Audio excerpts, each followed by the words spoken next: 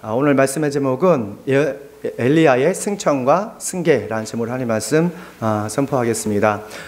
젊은 날에 지혜의 영을 받은 솔로몬이 점점 교만해져서 주님 말씀에 불순종하여자 주님께서 약속하신 대로 그의 나라를 둘로 쪼개십니다. 북이스라엘과 남유다로 나누시죠.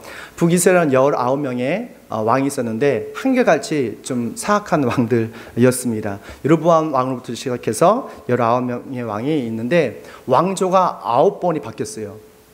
날마다 개혁을 한다고 했지만 개혁이 아니라 개혁적인 나라가 됐죠. 그래서 하나님께서 어떤 나라를 평가하실 때 왕들의 업적을 보는 것이 아니라 그들의 믿음과 순종을 보는 것을 보게 돼요. 북이스라엘 왕조 중에서 가장 사악했던 그런 왕조가 있다면 아모리 왕조입니다. 바로 오늘 말씀의 배경이 되는 아합 왕의 어떤 조상인데요. 그 아합과 이세벨 왕후가 이스라엘 백성이 사는 그런 북이스라엘의 구석구석에 바알과 아세라상을 세웠어요. 그리고 백성들을 하여금 아주 기복주의와 그리고 쾌락주의에 빠지게 했습니다. 돈의 맛을 들이고 아주 성적인 쾌락을 바쁜 백성들은 점점 하나님을 떠나게 됩니다. 그리고 십계명, 우리에게 주신 하나님의 백성으로서 지켜야 할 그 십계명을 잊어버리죠. 그러다 보니까 이 북이스라엘이 정치, 경제, 사회, 문화 이 모든 것이 음란해지고 타락하게 됩니다. 공정도 없어지고 정의도 사라지고 모든 시스템이 망가지게 되는 것을 보게 돼요. 그래서 주님께서는 너무 안타까워서 그들의 죄를 깨닫기 위해서 한 예언자를 보냅니다. 그게 바로 여러분 아시는 엘리야예요. 이 엘리야를 보내서 3년 동안 너희들 죄 때문에 흉년이 있을 것이다 라고 선포하자 정말로 극심한 가뭄이 시달리게 됩니다. 그런 극심한 상황 속에서도 이 아합 왕과 그의 백성들은 하나님께 돌아오지를 않아요. 회개를 하지 않습니다. 우리가 받는 모든 어떤 시련과 고난은 사실 하나님의 뜻이 있거든요.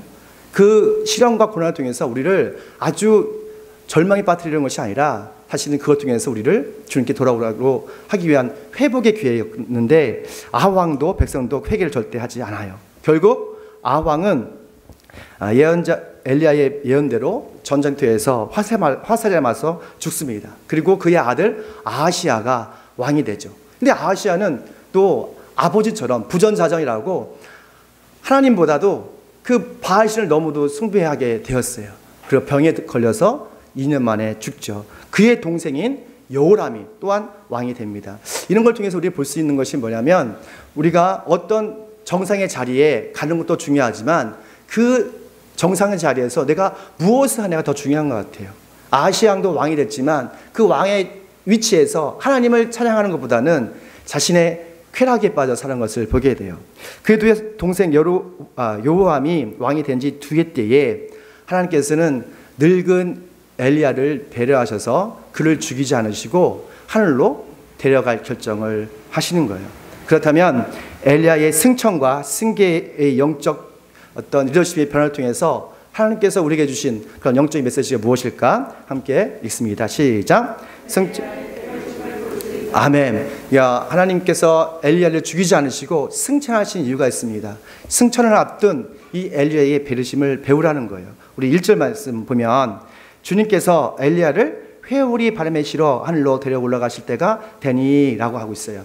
구약 성경에 여러분 죽지 않고 하늘로 올라간 두 인물이 있습니다. 여러분 다 아시는 것처럼 한 분은 누구시죠? 365년 동안 항상 주님과 동행했던 에녹이었어요. 또 한 사람은 오늘 본문에 나오는 엘리야입니다. 엘리야는 북이스라엘이라는 어떤 악조건에서 하나님의 뜻대로 성교적 삶을 살았던 그런 사람이죠. 이 두 인물이 바로 죽음을 경험하지 않고 승천했던 사람이에요. 만약에 정말 이 말씀이 사실이라면 엘리야가 죽지 않고 승천했다면 우리가 다시 볼 수 있을까요? 없을까요? 당연히 다시 볼 수 있겠죠. 정말 놀랍게도 예수님이 제자들과 함께 변화산에 가셨어요. 기도하러 가셨죠. 근데 그때에 하늘에서 모세와 엘리야가 나타납니다. 그리고 예수님과 이야기하는 광경이 나와요. 마태복음 17장 3절 말씀에 모세와 엘리야가 그들에게 나타나더니 예수와 더불어 말을 나누었다라고 말하고 있어요. 모세와 누가? 엘리야가 나타나서 예수님과 대화하는 거죠. 이런 성경을 여기 사실 보면 모세와 엘리야가 지금도 영적인 존재로 살아있다는 것을 알 수가 있는 거예요. 예수님 믿는 사람들은 죽음이 끝이 아니라 새로운 존재가 되는 관문이 되는 것이죠. 영적인 존재가 되면요, 영적 세계뿐만 아니라 물질 세계도 자유롭게 오갈 수가 있어요. 천사들도 영적 세계지만 물질 세계를 오고 가잖아요. 그런데 물질 세계에서 영적 세계로는 자유롭게 갈 수가 없어요. 왜냐하면 막이 있기 때문에 그래요. 이것을 양자학에서는 막 이론이라고 하더라고요. 여튼 이 막 때문에 자유로울 수 없죠. 하지만 성령에 충만한 사람들은 물질 세계에 있으면서도 우리는 영적 세계를 경험할 수가 있습니다. 성령의 능력을 통해서, 성령의 은혜를 통해서 우리가 이 땅에 살지만 꿈과 환상을 통해서 하나님의 나라를 경험할 수 있고 천국을 경험할 수가 있는 거예요. 고린도후서 12장 2절 말씀에 바울이 겪었던 이런 고백을 해요. 그는 14년 전에 셋째 하늘까지 이끌려 올라갔습니다. 그때 그가 몸 안에 있었는지 몸 밖에 있었는지 나는 알지 못하지만 하나님께서는 아십니다. 이 바울이 자신이 경험했던 영적 경험을 고백하고 있는 거예요. 내가 성령에 이끌려서 3층천까지 갔다는 거예요. 저 나금까지, 천국까지 갔다 왔다는 거예요.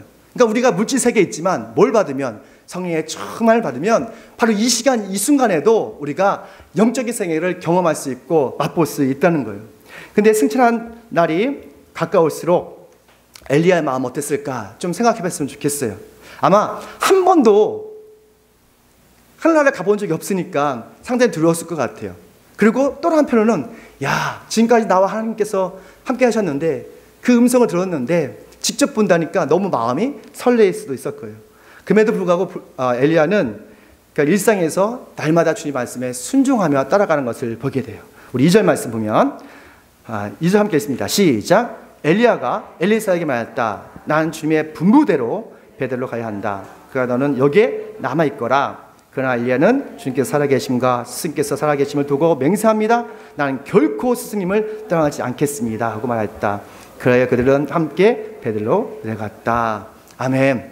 여기 보시면 분부대로라고 말씀을 하고 있잖아요. 그러니까 엘리야는 하나님께서 말씀하신 대로 일상에서 그날이 가까울수록 따라 순종하는 것을 보게 돼요. 우리가 주님께서 가까우심을 볼수록 우리도 예수님의 음성이 들면서 날마다 일상을 주님과 동행하는 삶, 이것이 주님께서 기뻐하는 삶이겠죠. 처음에는 길가로 가라 했어요. 길가로 갔습니다. 근데 길가로 갔더니 여기가 아니라는 거예요. 그때 어디로 가죠? 베델로 갑니다. 베델로 갔더니 여기도 아니래요. 베델로 갔더니 또 다시 여리고로 가라는 거예요. 여리고로 갔죠. 근데 그때도 또 아니라는 거예요. 요단강으로 가는 거예요. 또 요단강으로 갔어요. 근데 끝까지 그와 함께 했던 사람이 있습니다. 누구죠? 그의 제자 엘리사였어요. 근데 왜 여기서 말씀 보니까 엘리야가 엘리사에게 제발 여기 남아있어라고 해요. 영어로 보니까 Please stay here. 제발 좀 여기 있어. 이 요청을 넘어서 아주 권면하는 거예요. 야, 나 따라오지 마. 힘들어. 고생해. 그냥 여기 있어. 여기 있어. 왜 스승 엘리야가 엘리사에게 자꾸 남아있으라 했을까요? 왜냐면 예언자의 그 사역이, 그 길이 너무도 어려운 거예요. 예언자의 그 사명이 너무도 고되고 힘들기 때문에 그의 제자 엘리사에게 배려를 했던 거예요. 야, 이 길 힘든 길이야. 내가 겪어봤더니 너무너무 힘들어 라는 것을 알고 있었기 때문에 엘리야는 엘리사를 이렇게 배려를 했던 거죠. 우리가 잠깐 엘리야가 어떤 사역을 했는지 잠깐 생각해 봤으면 좋겠어요. 엘리야는 북이스라엘 아합왕과 이세벨 왕후가 정말 바알과 아셀의 열광팬이었거든요. 그 당시 사역을 했었어요. 그들은 자신뿐만 아니라 백성에게도 기복주의 그리고 쾌락주의에 빠지게 만들었습니다. 그 당시 북이스라엘 사람들은 돈의 맛을 경험했어요. 그리고 성적인 쾌락의 맛을 경험했어요.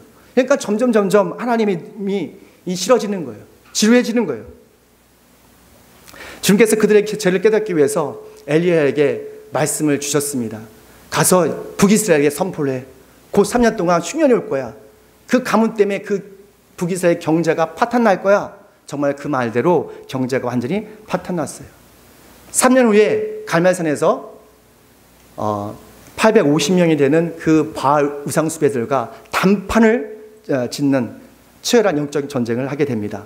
850명의 그 바알과 아세라는 이세벨이 특별히 녹봉을 주면서 길렀던 어떤 예언자들이었어요. 그들이 아침부터 한낮까지 막 춤을 추기 시작합니다. 열광하기 시작합니다. 바알신이여 불 내려주시옵소서. 근데 한낮이 지나고 그리고 밤 늦게까지 외쳐도 아무 응답이 없었어요. 왜냐하면 바알신은 인간의 욕망이 만들어진 허상이기 때문에 그래요. 그 후에 엘리야가 차례가 되었습니다. 엘리야는 소리도 지르지 않았어요.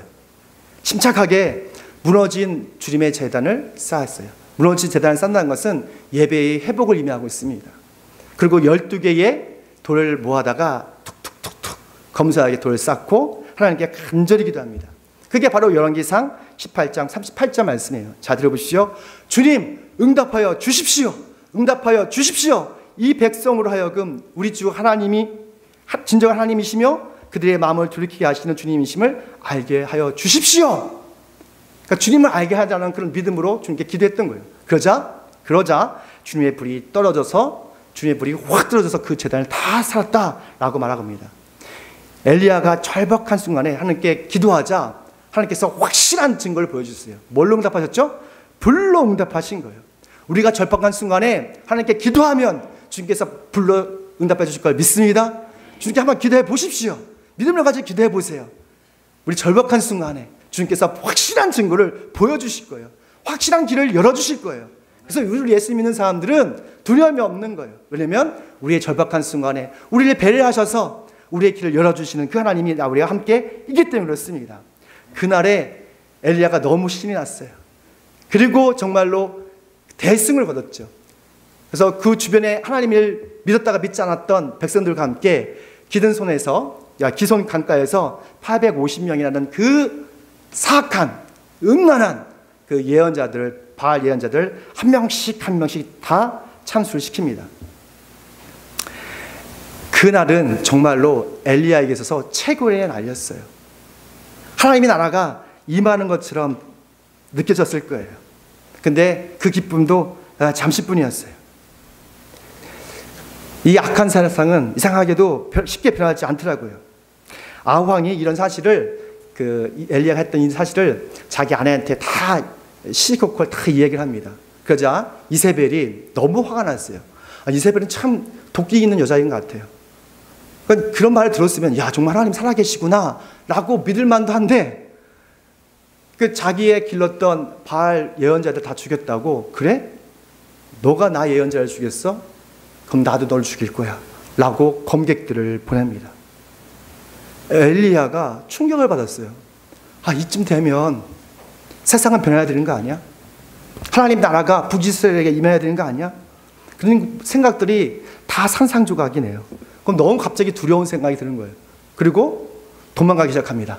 혼자서 정말 전력질주해서 광야로 도망가게 돼요. 그 광야에 한 로뎀 나무가 있었습니다. 그 로뎀나무에서 주저앉아서 너무 힘들었고 지쳐서 하나님께 이런 말을 합니다. 하나님, 저 죽여주세요. 자포자기를 하는 거예요. 그러니까 사람이 모든 것이 꽉 막겠다고 생각할 때 자포자기를 하게 되고요. 그리고 절 죽여주세요. 자살하고 싶은 그런 마음이 들었던 것 같아요. 열왕기상 19장 4절 말씀에 주님, 이제는 더 바랄 것이 없습니다. 나의 목숨을 거두어 주십시오. 나는 내 조상보다 조금도 나을 것이 없습니다. 갑자기 우울증이 생기고 열등의식이 생긴 것이죠. 그리고 죽고 싶을 생각이 드는 거예요. 사실 조금만 전만 해도 엘리야는 영적 전쟁에서 대승을 거뒀어요. 근데 그 대승으로 통해서 세상은 변화되는 것은 아니더라고요. 세상이 변화되지 않는 것을 보면서 너무 낙심했던 것이죠. 우리가 최선을 다해서 살아보지만 우리 생각대로 되지 않는 것이 참 많아요. 어떤 사람은 행복 가정을 일구기 위해서 열심히 최선을 다해 일했지만 남편이 외도하고 아내가 외도함을 통해서 이혼하는 그런 가정들이 참 많더라고요. 어떤 사람은 종잣돈을 몇 년 동안 모았대요. 그런데 열심히 모아서 가게를 오픈했는데 세상에 코로나가 터졌어요. 그 몇 년 동안 모았던 그 종자 씨앗이 다 날아가는 그런 큰 충격을 받는 사람도 있어요. 또 어떤 사람은 성교육 삶을 살기 위해서 복음을 전했지만 가족 식구들이 믿지를 않는 거예요. 그 때문에 실망하는 사람도 있죠. 우리의 생각대로 일이 안 될 때에 여러분 자포자기하지 마십시오. 우리를 누구보다도 배려하시는 하나님께서 우리에게 새롭고 멋진 그런 사명을 주시기 때문에 그래요. 이 지쳐있을 때 엘리야에게 주님께서 말씀하세요. 너 실망하지 마. 그리고 시내의 산에서 나 좀 만나자 라고 말씀하십니다. 하나님께서 엘리야를 시내의 산에서 만나기 시작합니다. 근데 놀랍게도 그 예전에 만났던 그런 하나님이 아니셨어요. 강한 바람이 불었습니다. 근데 그 강한 바람에 주님이 없었어요. 그리고 웅장한 지진이 쾅쾅쾅 쳤지만 그 지진에도 주님께서 없었어요. 이쯤 되면 주님께서 있어야 되는데 갑자기 불이 있습니다. 성령의 불처럼 강력한 불이 임했어요. 근데 그 불 속에서도 하나님이 없었어요. 그 후에 아주 세밀하면서 작은 목소리가 들립니다. 하나님의 새로운 음성이었어요. 엘리야에게 뭐라고 말씀하신지 아세요? 엘리야야, 너 여기서 뭐하냐? 이 말씀이었어요. 너무 심플하죠? 엘리야야, 너 여기서 뭐하고 있어? 열왕기 19장 13절 말씀입니다. 영어로 말하면 What are you doing here? 너 도대체 여기서 뭐하는 거야? 근데 이 안에 큰 의미가 있는 것 같아요. 사람은 무엇을 위해서 살고 있는지 그리고 어떻게 살 것인지에 대한 깊은 깨달음이 있으면 흔들리지 않습니다. 내가 왜 일을 해야 되는지 모르는 사람들이 많아요. 내가 왜 가정을 일궈야 되는지 몰라요. 내가 왜 이런 계획을 해야 되는지 모르는 사람들이 많아요. 근데 내가 왜 여기에 있는지 무엇을 하는지를 정확하게 알 때에 우리는 새로운 희망을 얻을 수가 있는 거예요. 하나님께서는 엘리야에게 너 여기서 뭐하니? 라고 말씀하시는 거예요. 우리의 생각대로 안 될 때에 우리도 좀 물어볼 필요가 있어요. 내가 지금 무엇을 위해서 사는가? 길과 진리와 생명 되신 예수님을 좀 그 순간에 바라보십시오. 그러면 우리의 인생의 문제가 해결될 걸 믿습니다. 엘리야는 자신의 어려움을 하나님께 다 아뢰었어요. 하나님, 나 최선을 다해 살았는데요. 열심히 살았는데요. 아니, 변화된 게 아무것도 없었어요. 나만 살아남았어요. 그러자 하나님께서 그 엘리야의 마음을 아시는, 그의 마음을 연약함을 아시는 하나님께서 배려해 주셔서 두 가지 사명을 새롭게 주십니다. 첫 번째 사명이 뭐냐면 넌 지금부터 일을 하지 마. 지금은 새로운 일을 줄게. 뭐냐면 왕을 세워라. 두 번째 뭡니까? 너의 제자를 세우라는 거예요. 그의 제자 엘리사를 세우라고 말씀하셨어요. 하나님께서 엘리야의 무거운 짐을 아시고 그를 배려해 주셨던 거예요. 마태복음 11장 28절 말씀 보면 수고하며 무거운 짐 진 사람은 모두 다 내게 오라. 내가 너를 쉬게 하겠다 말씀하십니다. 우리 삶에 무거운 짐이 있을 거라고 저는 생각하는데 그 짐을 주님께 내려놓으십시오. 주님께서 여러분에게 자유함을 주실 거예요. 힘을 주실 거예요. 그리고 다시 새로운 비전으로 나아가십시오. 여하튼 엘리야는 예언자의 사명이 너무도 힘들고 고독한 것을 알기에 제자 엘리사에게 무거운 짐을 주고 싶지 않았어요. 하지만 엘리사는 달랐습니다. 왜냐하면 엘리사는 예언자의 어떤 책임감이 있었기 때문에 그래요. 함께 있습니다. 시작. 아멘. 또한 엘리야의 승기와 승천을 통해서 우리가 알 수 있는 것은 엘리사의 책임감을 우리가 볼 수가 있습니다. 우리 9절 말씀 우리 함께 읽을게요. 시작. 요단강 맞은쪽에 이르러 엘리야가 엘리사에게 말했다. 주님께서 나를 데려가시기 전에 내가 너에게 어떻게 주길 바라느냐? 엘리사는 여기에 스승님이 가지고 계신 능력을 제가 갑절로 받기를 바랍니다. 대답했다. 아멘. 어떤 신학자들은 엘리사가 갑절 능력을 달라는 것은 지나친 욕심이라고 말합니다. 하지만 엘리사가 요구한 갑절의 능력은 탐욕적인 야심이 아니에요. 거룩한 야망이었어요. 우리는 거룩한 야망을 품으셔야 돼요. Be ambitious in Jesus Christ. 이것은 일본 선교사님이 하신 말씀이더라고요. 제자들에게 거룩한 야망을 품으십시오. 예수 안에서 거룩한 야망을 품으십시오. 근데 그 거룩한 야망은 있잖아요. 자신의 유익을 위한 것이 아니라 바로 예언자의 자격을 갖추기 위한 책임감에서 시작된 거예요. 천국은 침노한 자의 것이다. 이 말씀 들어보셨죠? 천국은 침노한 자의 것이다. 즉 천국의 많은 능력과 권세는 열심히 투쟁하고 열심히 간구하는 사람들에게 것이라고 말씀하시는 거예요. 하나님의 사명을 잘 책임지려고 하나님께 갑질의 능력, 갑질의 복을 다하는 것은 탐욕적인 야심이 아니라 거룩한 야망이라는 거예요. 하나님은 이런 사람을 기뻐하세요. 하나님 나라를 위해서, 내가 예언자의 사명 감당하기 위해서, 그리스도의 사명을 감당하기 위해서 나에게 갑질의 능력을 주세요. 갑질의 복을 주세요. 라는 것을 하나님께서 기뻐하신다는 거예요. 엘리사가 활동한 시대는 아까 말씀드린 대로 기복주의고 아주 쾌락적인 세상이 아주 트렌드였습니다. 그렇기 때문에 갑질의 능력과 갑질의 축복 없이는 자신의 믿음을 지킬 수 없는 그런 시대였던 거예요. 사실 엘리사는요, 스승 엘리야를 만나기 전에 좀 부유했어요. 12마리를 가지고 아주 농사 짓는 농장주였습니다. 근데 그의 부유함이 예언자의 자격을 주는 것은 아니었어요.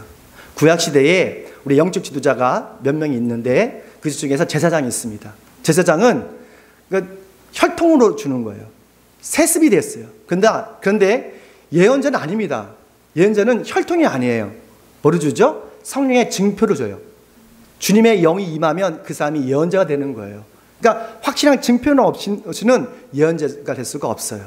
엘리사는 부유했지만, 그리고 다 내려놓고 스승 엘리야를 따라갔지만 그에게는 예언자의 자격이 없던 거예요.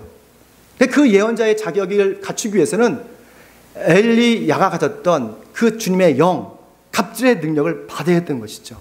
그리고 스승께 간구한 거예요. 저에게 갑질의 능력을 주십시오. 갑질의 은사를 주십시오. 갑절의 복을 주십시오. 라고 주님께 간구한 거예요.